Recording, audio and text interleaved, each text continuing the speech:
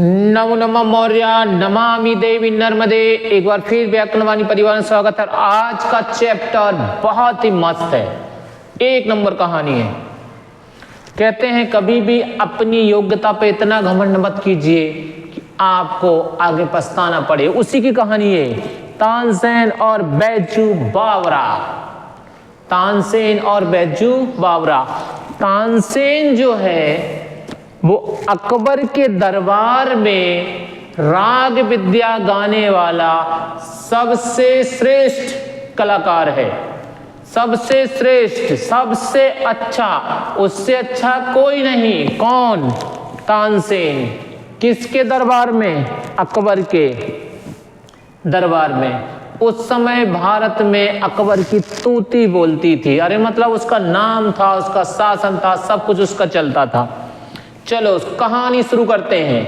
कहानी शुरू होती है, एक साधुओं की मंडली सुबह सुबह आगरा की गलियों में प्रवेश करती है और गाना गाते चली आती है। तो ये साधुओं की मंडली है। साधु की क्या है? मंडली, मतलब इसमें 6-8 लोग रहते हैं।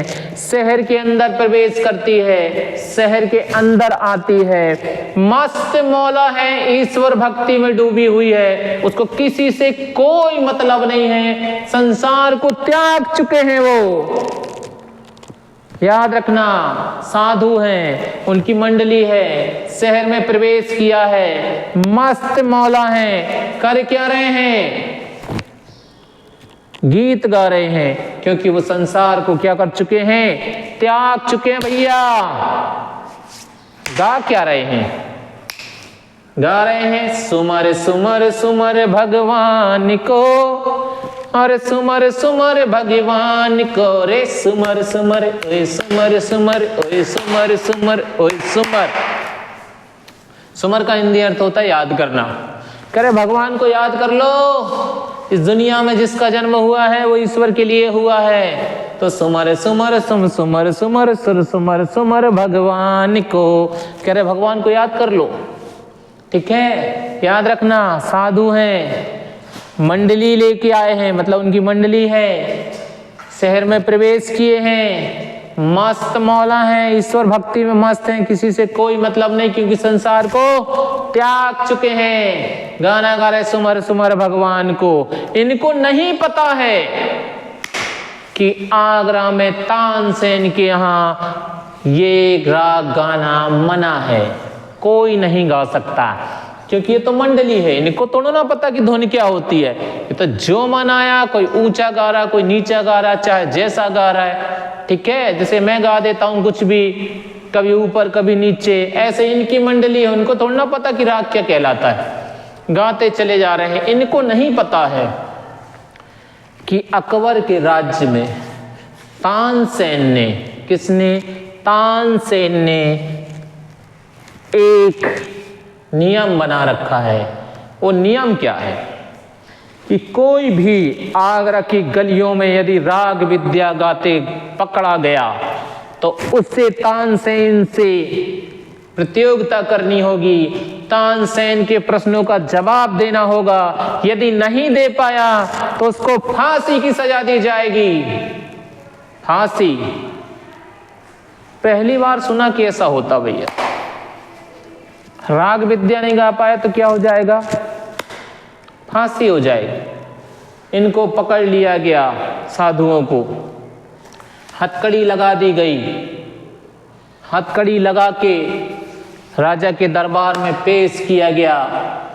जब राजा के दरबार में पेश किया गया तो तानसेन ने उनसे कुछ प्रश्न पूछे, जिसका वो उत्तर ना दे पाए, निरुत्तर हो गए। निरुत्तर का अर्थ होता है उत्तर ना दे पाना। नीचे सिर करके खड़े हो गए। और जब वो नीचे सिर करके खड़े हो गए तो तानसेन खुश, मेरे प्रश्नों का जवाब नहीं दिया तुमने, अब तुमको फांसी होगी। ठीक है, तानसेन ने आगरा की सीमा में उनको फांसी पे चढ़ा दिया। कितना निर्दयी है ये। कौन है निर्दयी? इसको दया नहीं आई उन साधुओं पे जो संसार छोड़ चुके हैं, उन साधुओं पे जो भगवान का भजन कर रहे हैं, उन साधुओं पे जिनको दुनिया से लेना देना नहीं है, उनको फांसी पे चढ़वा दिया, मृत्यु दंड की सजा दी। किसने? तानसेन ने। और अकबर कुछ नहीं बोला।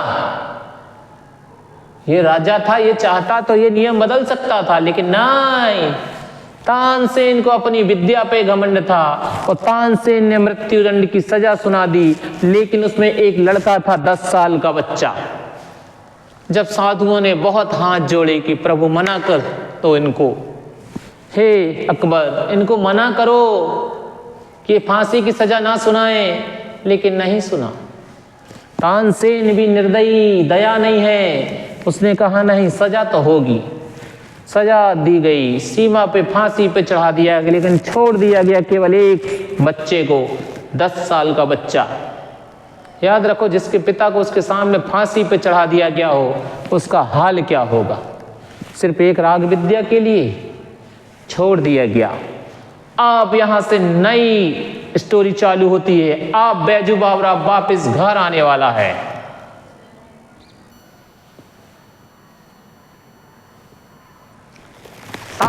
ने सुना दी कहानी, बोल दिया कि सबको फांसी पे चढ़ा दिया जाए। चढ़ गए। किसको छोड़ा? बैजू बावरा को। 10 साल के बच्चे को छोड़ा। नाम है बैजू बावरा। दौड़ के आया अपनी कुटिया पे, अपनी झोपड़ी में, और रोने लगा सिसक सिसक कर। अरे जिसके पिता को मार दिया गया हो, वो क्या शांत रह सकता है क्या? नहीं, रो रहा है, बिलक रहा है, चिल्ला रहा है। उसको कुछ समझ में नहीं आ रहा है कि ये मेरे साथ क्या हो गया। वो दौड़ के आने वाला बालक कोई और नहीं, नाम है बैजू बावरा। बैजू बावरा, जिसके पिता को, साधुओं की मंडली को फांसी पे चढ़ा दिया है तानसेन ने। वो लौट के आया है, रो रहा है। जब रो रहा है, तभी वहां पर कुटिया में, झोपड़ी में एक इंसान आता है। नाम है हरिदास। ये बैजू बावरा का जीवन बदलेगा। हरिदास कौन है? गुरु। गुरु कौन है? हरिदास। किसके? बैजू बावरा के। बोले रो मत बैजू, मैं तेरे साथ हूं। रोना नहीं है, जीवन में रोने वाला आगे नहीं जाता है। तू मेरी बात मान, तेरे को न्याय मिलेगा। बोले मैं सब कुछ करने तैयार हूं, जीवन का एक एक क्षण देने तैयार हूं, पूरा जीवन देने चाहिए तैयार हूं। गुरुवर, गुरुदेव, आप आज्ञा कीजिए। हरिदास ने कहा, याद रखना, 12 साल तक कठोर तपस्या करनी पड़ेगी। कितने साल? 12 साल। बोले 12 साल तो क्या गुरु, मैंने पूरा जीवन दिया। बावरा क्या बोलता है? बैजू क्या बोलता है? पूरा जीवन दिया। 12 साल क्या? लेकिन उन्होंने कहा बस 12 साल तुम तपस्या कर लो। 12 साल बैजू ने क्या किया? तपस्या की। कैसी कठोर तपस्या। कठोर समझते हो? खाना पानी का ध्यान न रहे, दिन रात एक ही धुन रहे, प्रभु प्रभु। याद रखना, इनके पिता, इनकी मंडली को सजा मिली है किसकी वजह से? राग विद्या की वजह से। अब वही राग विद्या सीखेगा कौन? बैजू बावरा। सिखाएगा कौन? हरिदास। गुरु कौन? हरिदास। शिष्य कौन? बैजू बावरा। कितने साल? 12 साल। कौन सी तपस्या? कठोर तपस्या करेगा बैजू बावरा। कितने साल? 12 साल। चलो आगे कर दे। अब बैजू बावरा ने सीखना शुरू किया, और जब सीख गया, धीरे धीरे धीरे धीरे हर विद्या परिपूर्ण होती है, तो धीरे धीरे वो सीखता गया। और जब वो सीखना शुरू किया, तो जब वो गाना गाता था जंगल में राग विद्या, तो पक्षी हो, जानवर हो, पेड़ पौधे हो, और चाहे लोग हो, इंसान हो, सब मुग्ध हो जाते थे। क्या हो जाते थे? मुग्ध। मुग्ध मतलब उसके सिवा उनको कुछ दिखता ही नहीं था, केवल ध्यान से सुनते थे। कौन कौन? पक्षी, जानवर, पेड़ पौधे और लोग सब मुग्ध होकर सुनते थे। क्या जादू रहा होगा उस विद्या में। किसकी विद्या है? बैजू बावरा की। किसने सिखाया है? हरिदास ने। गुरु कौन? हरिदास। चलता रहा। जैसे ही बैजू बावरा ने सीखा, लोग तो मुग्ध हो ही रहे थे, जानवर भी मुग्ध हो रहे थे, सब प्रसन्न थे। तभी बैजू बावरा कहता है, अब मैं जाऊंगा आगरा, अब मैं करूंगा तानसेन से मुकाबला, अब होगा सही मुकाबला। तभी गुरु ने एक प्रतिज्ञा के रूप में, गुरु दक्षिणा के रूप में मांग लिया बैजू बावरा से। बोले, बैजू बावरा, मैं तुमसे कुछ मांगना चाहता हूं। बैजू ने बिना सुने अपने गुरु को कह दिया, हरिदास के वाक्य को पूर्ण किया महाराज। अभी उसने प्रतिज्ञा नहीं सुनी है, अभी उसने वाक्य भी नहीं सुना है कि गुरु क्या मांगने वाले हैं। अब बिना सुने कह दिया क्या? हरिदास के वाक्य को पूर्ण किया, पूरा किया हरिदास के वाक्य को। जाओ प्रभु, आपने जो मांगा मैंने पूरा कर दिया, मांग लीजिए जो मांगना है। याद रखना, तानसेन को फांसी पे चढ़ाने के लिए बैजू बावरा 12 साल से तपस्या कर रहा है और कठोर तपस्या कर रहा है। और उसी समय गुरु ने कह दिया कि तुमने मुझे वाक्य दे दिया है, तुमने कह दिया है हरिदास के वाक्य को पूरा किया।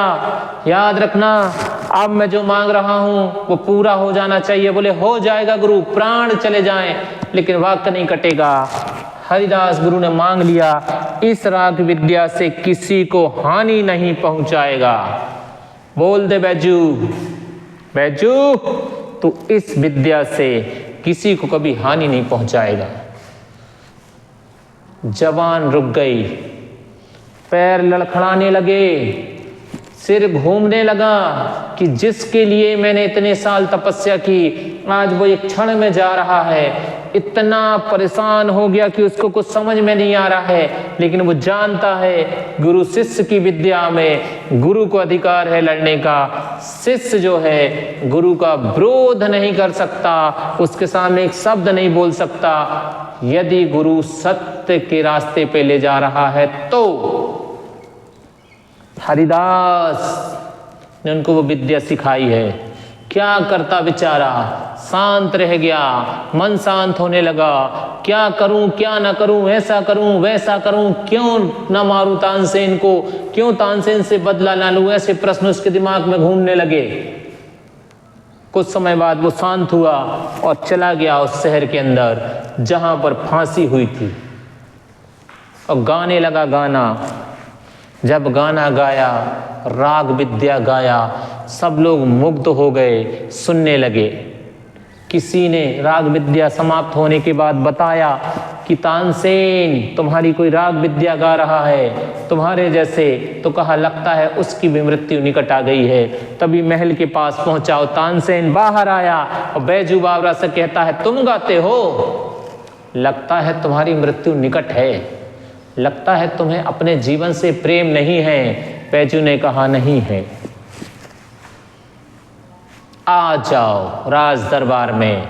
तभी एक सैनिक आता है और हथकड़ी लगाने का प्रयास करता है, लेकिन बैजू उस समय गाता रहता है। तो जब बैजू गाता है राग विद्या, तो वो सैनिक इतना मुग्ध हो जाता है कि हथकड़ी लगाना भूल जाता है कि हथकड़ी लगानी, सुनता रहता है। जब पूरा राग हो जाता है, उसके बाद वो हथकड़ी लगाता है, ले जाता है। अब बैजू बावरा पहुंच गए हैं फिर से किसके दरबार में? अकबर के दरबार में। अब सामने बैठा है तानसेन, सभा भी पूरी है। अब यहाँ पे राग विद्या चालू होती है। राग विद्या में जैसे ही बैजू को कहा जाता है बैजू राग विद्या बजाता है, तो जंगल से हिरण सामने खड़े हो जाते हैं। क्या आ जाते हैं? हिरण। ऐसी राग विद्या कि जंगल से हिरण आ गए। अब बैजू ने कहा कि जो माला मुझे पहनाई गई है वो मैं उतार के इन हिरण को पहना देता हूं। तो बैजू क्या करता है? अपनी माला उतारता है और हिरण को पहना देता है। हिरण वहां से क्या करती हैं? चली जाती हैं। अब तानसेन से कहा जाता है कि आप अपनी राग विद्या से हिरण को वापस बुलाइए। तानसेन लगे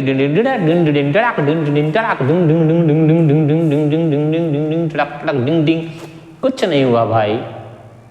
बोले फिर से बजाओ, फिर बजाया, बोले फिर से बजाओ, फिर बजाया। तानसेन बजाता जा रहा है लेकिन कुछ नहीं आ रहा है। बैजू बावरा की ओर देख के बोलता है कि आपने गलत किया है, धोखा किया है। आप पहले से हिरन बुला के रखे थे साइड में, आपने धीरे से ऐसे निकाल के सामने कर दिए हैं। देर थे आपने हेयर कर दिए हैं, कोई मतलब नहीं, फिर से बुलाओ अगर तुम्हारे पास विद्या है तो। बैजू बोला फिर बुलाता हूं। बैजू ने फिर से राग विद्या लगाई और हिरण, वही हिरण वापस आ गए जिनको माला पहनाई थी। जिनको क्या पहनाई थी? माला पहनाई थी, वही वापस आ गए। तानसेन के पैर कांपने लगे, कपकपाने लगा, फीवर आ गया, क्योंकि उसको मृत्यु निकट दिख रही है। क्या दिख रही है? मृत्यु। कहाँ दिख रही है? निकट, सामने, कि अब मुझे भी फांसी पे चढ़ाया जाएगा। बैजू बावरा के पैर में गिर गए, माफी मांगने लगे। तब बैजू बावरा ने कहा, यहाँ अकबर के भी ओंठ हिलने लगे हैं कि मैं क्या करूं, मेरे राज दरबार का तानसेन तो गया। क्योंकि यहाँ नियम है, जो जीतेगा सजा वही सुनाएगा। अब बैजू बावरा सजा सुनाएंगे। ये वही निर्दयी है तानसेन, जिसने पूरी मंडली को फांसी पे चढ़ा दिया था। आज उसकी बारी है फांसी पे जाने की। लेकिन याद रखो, बैजू बावरा को उनके गुरु ने वचन ले रखा है कि इस विद्या से किसी को हानि नहीं पहुंचाएगा। बैजू बावरा हाथ जोड़ते हैं और कहते हैं राज दरबार में, सुन लीजिए महाराज, आज से इस विद्या के लिए किसी को फांसी नहीं होगी, ये नियम हटा दिया जाए। अकबर ने एक सेकंड की देरी नहीं की और बोले हट गया, हट गया, हट गया, हट गया भैया, अब भी हटा दिया, हट गया, हट गया, हट गया, हट गया रे भैया, हट गया, हट गया, हट गया। क्यों? क्योंकि तानसेन को बचाना है। ये है बैजू बावरा और तानसेन। तो भैया अगर आपको कोई विद्या आती है, सबको सिखाइए, छुपा के मत रखिए। छुपा के रखोगे जीवन से जाओगे तो साथ में ले जाओगे। खूब बांटिए, जितना बांट सकते हैं अपनी विद्या को। तो ये है तानसेन और बैजू बावरा। चलो अब हम इसके प्रश्नोत्तर करा देते हैं आपको, इसके, तानसेन के और बैजू बावरा के।